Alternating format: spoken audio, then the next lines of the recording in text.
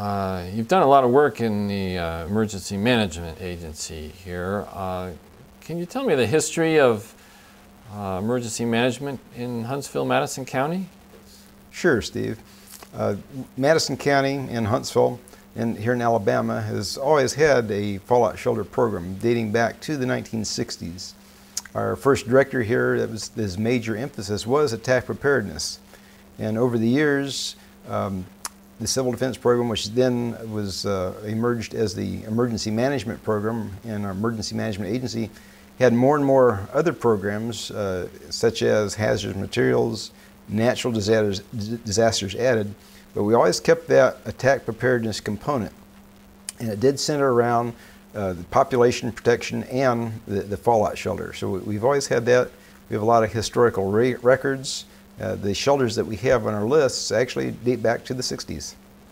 Good. In 1993, President Clinton terminated the nation's radiological monitoring program, and FEMA no longer funded the states. But Alabama was one of the few states that kept their program. Can you tell me something about that? In regard to radiological preparedness, yes, Alabama has a radiological maintenance and instrument calibration facility here. We kept our instruments at really largely our insistence. There are other counties in the state that also maintain a radiological program. And some of the reasons in doing so for us are that, number one, we're 28 miles downwind from a nuclear power plant. So that gave us the basis for it. But that only required a small number of radiological monitoring sets and trained monitors and other equipment. We also still kept our fallout shelter component in and still maintained over 120 radiological monitoring sets for specifically aimed at fallout shelters. I want to comment on the number of shelters that you have, and you've kept your records and used them without having to make new surveys. As you mentioned, the program was ended about 1993.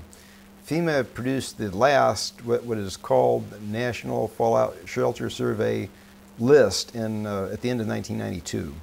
And that is a master list. It's produced for every county in the nation.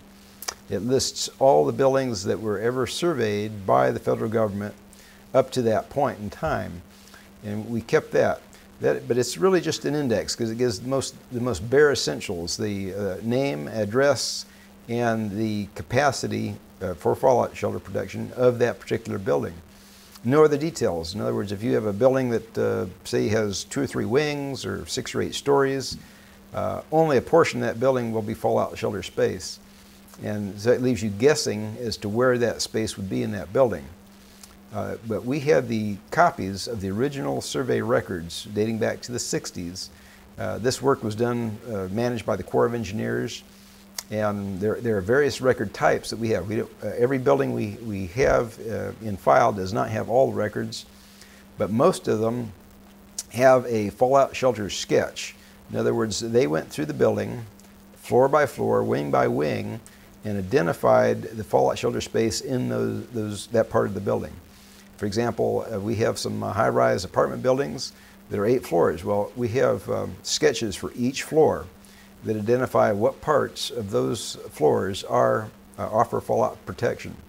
And we can utilize that. I mean, it's a map. The tools are right there. If you want to have a fallout shelter program and you know what areas of the building are usable, then that's a huge benefit. It eliminates a lot of time and effort of having to go back and re-identify where that shelter space is.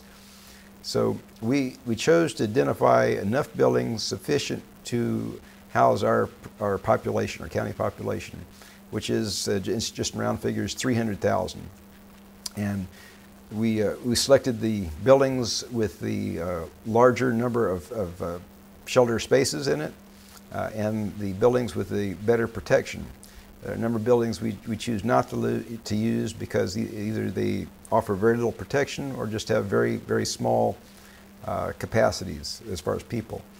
So as we go through we're not finished with our process. As we go through it, I anticipate we're going to come up with about 140 spaces, 140 buildings, which will come up somewhere near our county population. And those buildings are a mix of publicly owned and privately owned buildings. And as we do this, we anticipate that we're going to come out very close to what our county population is. And then as we finish, the next step would be to train a shelter manager and assistant for each of those buildings. And again, we're partway through that process as well. This is not a local initiative. Aren't you filling the requirements of Homeland Security? Under the Metropolitan Medical Response System, yes. The MMRS is an umbrella program to match the medical community, hospitals, paramedics, mental health as well, with the response community. In other words, law enforcement, hazmat, fire and rescue. So that in the event of a weapons of mass destruction event or natural disaster, or even a hazmat, that if there are casualties who are contaminated or affected by either chemical, biological, radiological, nuclear, or hazmats, that they can be cared for out in the field, not brought directly to the hospital, but they can be monitored and the agent that is affecting them identified. They can be decontaminated while in the field so that when they arrive at the hospital, they are clean, free from contamination, so that they will not contaminate the hospital and lose, say, an emergency room because you bring in a contaminated patient. But as we move through this, there were 3 mandates, one for biological, one for chemical, and then finally one for radiological and nuclear. And speaking specifically to the latter, we, for a population of our size, were tasked to be able to accommodate 7,500 fatalities, 25,000 casualties from a nuclear biological event, and also 100,000 displaced persons. Now, in dealing with hospitals and responders, that system is designed to handle either fatalities or casualties, and we can do that. Although we'd have to expand our facilities to handle casualties of that magnitude. But our hospitals and our whole MMR system is not designed to handle displaced persons. In other words, people who need shelter. And so we had to go beyond our medical community and our response community to find places to put these displaced persons. Now, we're mandated at 100,000, but we stepped back and looked and said we can't do this for just a portion of our population. So we aimed our program at the entire population, again, approximately 300,000. And there are basically 2 options when you're talking about high-level radiation. And that's either evacuation, which to my mind is preferable. If you can get people away from the hazard, you're going to be miles ahead. But that may not always be possible. So the other alternative is shelter in place. And again, since we're looking at a medical program here, both the medical community and the general public, again, 2 components.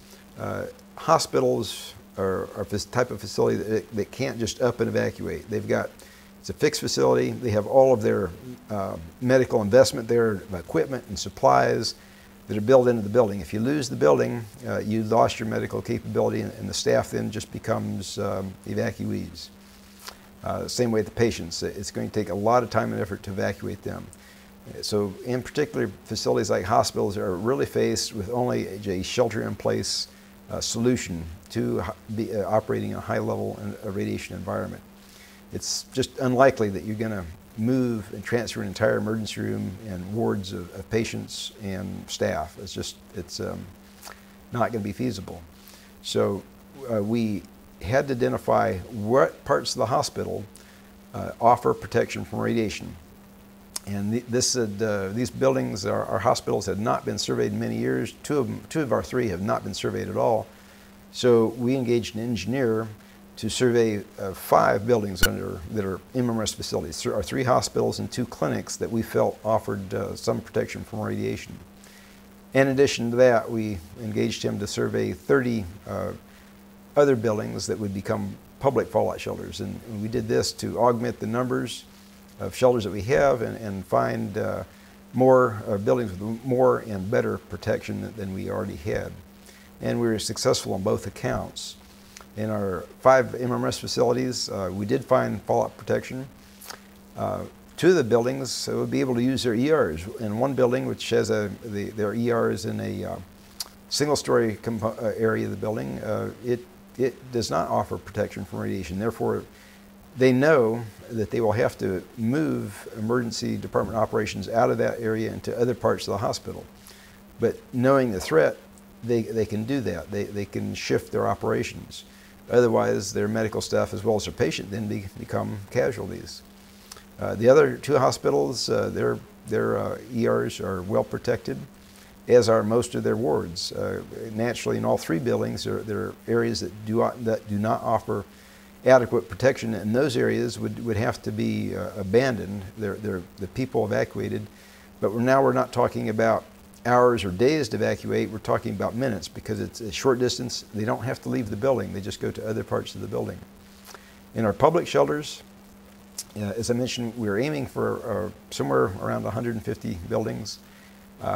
These buildings would be open to the public, and these buildings, a large portion of them are publicly owned, schools primarily, but also university buildings.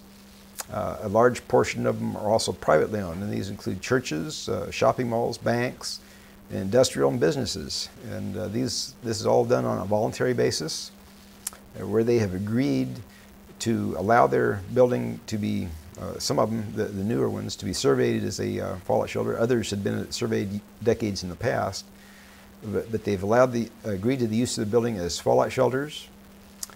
They allowed the staff to volunteer to be trained as fallout shelter managers, and we were able to train 78 earlier this year as fallout manager staffs.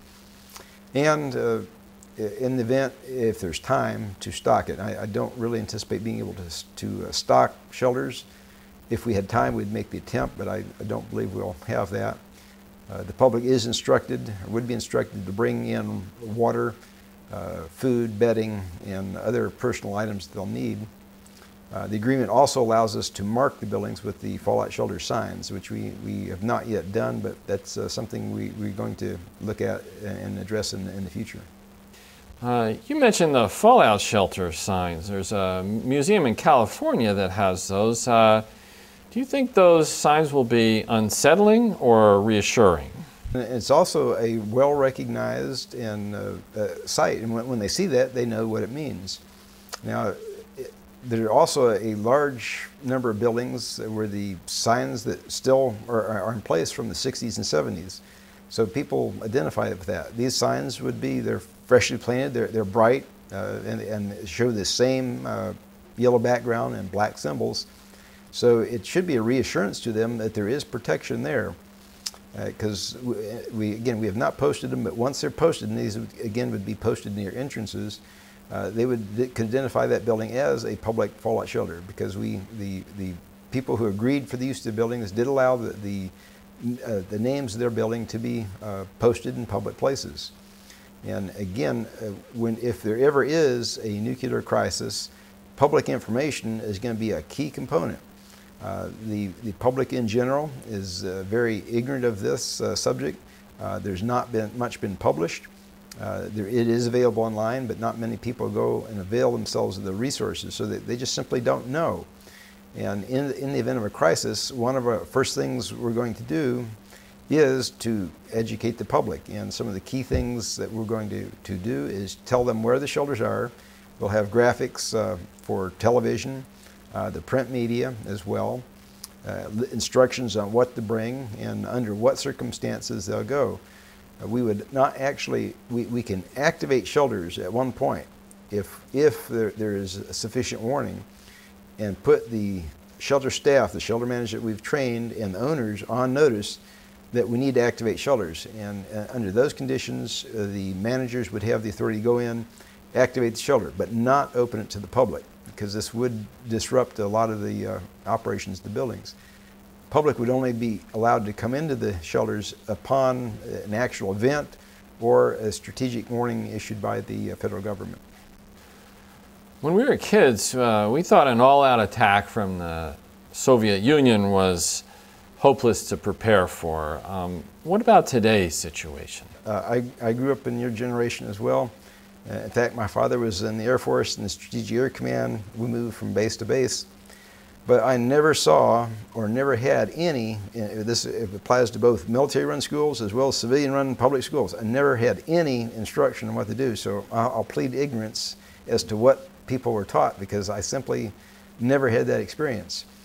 My background here is all that I've gained from my experience later in the Air Force as a disaster preparedness officer and in my job here in emergency management. I looked at the situation, that there is a threat, and I think it's a very credible threat that at some point someone is going to use, whether it's a nation like Iran, Iraq, North Korea, or a group like Al-Qaeda, Hamas, or Hezbollah will use a nuclear weapon. And if it happens here in the United States, the threat posed by a fallout away from the blast area, if people are outside of the blast area, there is no reason they cannot survive even very high levels of radiation if they're in a fallout shelter. Is there anything you could say to emergency managers on helping them to prepare their counties? Well, some of the, and this gets to be very basic, but FEMA does have their online independent study courses, and it's very basic information. It's a small fraction of the information that you would gain over, say, a decade of experience in education, but it is sufficient to train a person in and give them enough knowledge on how to survive. Because basically, again, if you're away from the blast area, the only threat you're facing is that of radiation. And it's very easy to shield yourself from radiation for sufficient length of time for the radiation rates to decay. You don't need to shelter indefinitely or even very long. It may be just a matter of days, say 2 to 5 days. Under very extraordinary conditions, it might be as long as 2 weeks, but those would be the exception rather than the rule. There are other additional helps out there, and you've referenced this before, but Creston Kearney wrote Nuclear War Survival Skills, which is available online. This is an excellent reference. So in answer to your question, I would go and first look at the FEMA independent study courses, and then either get the print copy so you can read it, or the online version of Nuclear War Survival Skills. You say you've done this for 300,000 people with very little money, and do you have the support of the county commission and the mayor, and what's the cost? We enjoy the support of our mayor and our county commission. We've always had that, not just for our radiological protection program, but for all aspects of our emergency management program. So in that, we're very blessed. And as far as the public, when we approach them for the use of their shelters and also to solicit them to attend our training, we ran virtually into no negative feelings at all. There were a couple building owners who declined to participate, but it was, one I guess was based on a corporate refusal at higher levels. Another building was being renovated and the owner didn't think it appropriate. But there were there's no hostile feelings at all. Once we explained to them that this was a program that in the event of a nuclear detonation, a very high level radiation event, that it would be for the protection of not only themselves, because we did make it perfectly clear to them that when we say it's a public shelter, that includes the owner's employees, the owner's families, their in-laws, their relatives, their friends who live on the block.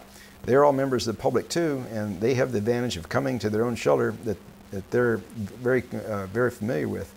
So we made no bones about it. If it is first come, first serve, and they're welcome to use their own shelter. And that's a plus for us because they're not only familiar with the building, but that gives us a cadre, especially if the volunteers who are trained are on their staff, almost an instant shelter staff. So that would be much to our advantage, and that would serve the public well in having an organized staff ready to operate a shelter. Can you give me an estimate of what this cost? I can give you an estimate. It cost perhaps half a man-year of my time.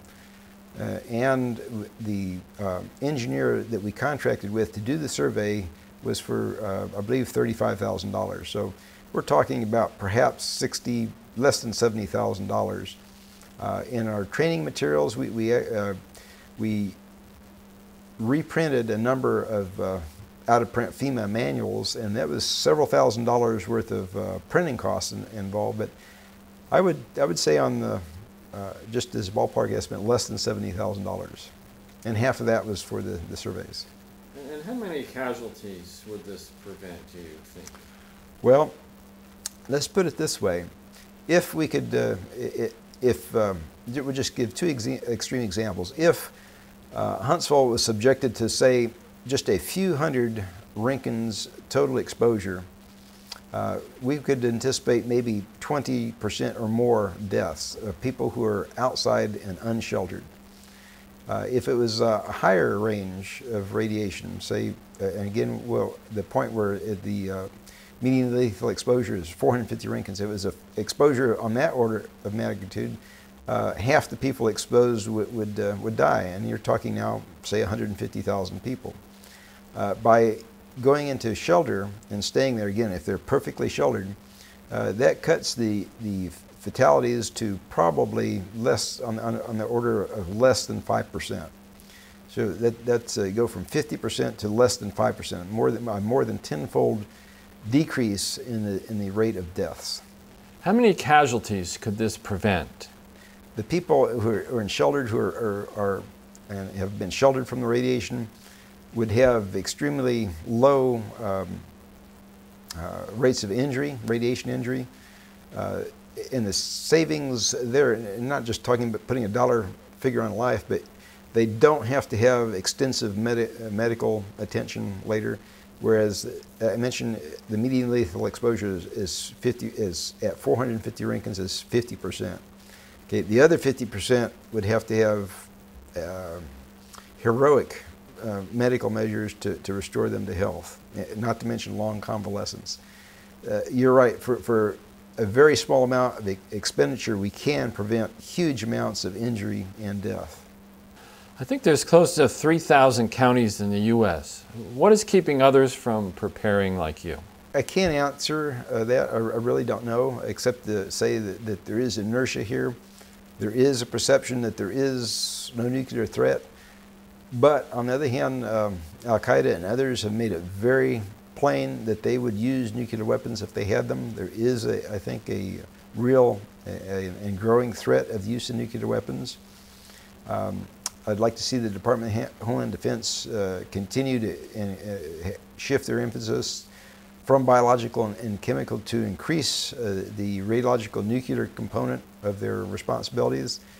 And we are more than willing to share our materials and resources and knowledge with other counties who would, or the government if they are interested, to push this program along. I think it's very, very needed.